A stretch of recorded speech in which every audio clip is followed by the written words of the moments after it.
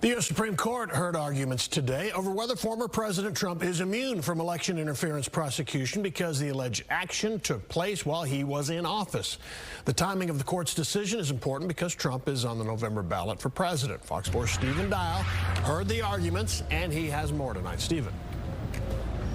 Multiple Supreme Court justices were skeptical this morning as to if a president should have total immunity, criminal or civilly. This morning, the former president, before entering court in another case, said that if the president does not have total immunity, it's a ceremonial position. The 2024 presidential election is 7 months away, but a decision by the U.S. Supreme Court before that could be a game changer. Former President Donald Trump believes he has immunity from criminal prosecution in the 2020 election interference case.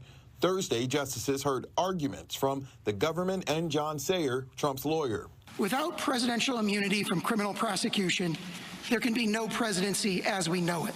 This court has never recognized absolute criminal immunity for any public official. The former president is in New York at a different trial, the hush money case. He spoke to reporters there about the Supreme Court hearing. A president has to have immunity. If you don't have immunity, you just have a ceremonial president. During oral arguments, multiple justices were skeptical of the total immunity claim, asking hypothetical scenarios and presenting past actions by presidents. The president sells nuclear secrets to a foreign adversary. Is that immune? That sounds like similar to the bribery example, likely not immune. Now, if it's structured as an official act, he would have to be impeached and convicted first before. What about President Franklin D. Roosevelt's decision to intern Japanese Americans during World War II? Couldn't that have been charged under 18 U.S.C. 241, conspiracy against civil rights? Today, yes. Because the election is looming, there's a notion justices could come back with a quick ruling, but that's uncertain. Conservative Justices Neil Gorsuch and Brett Kavanaugh, two Trump appointees, suggested the former president might have some immunity and lower courts would need to sort that out.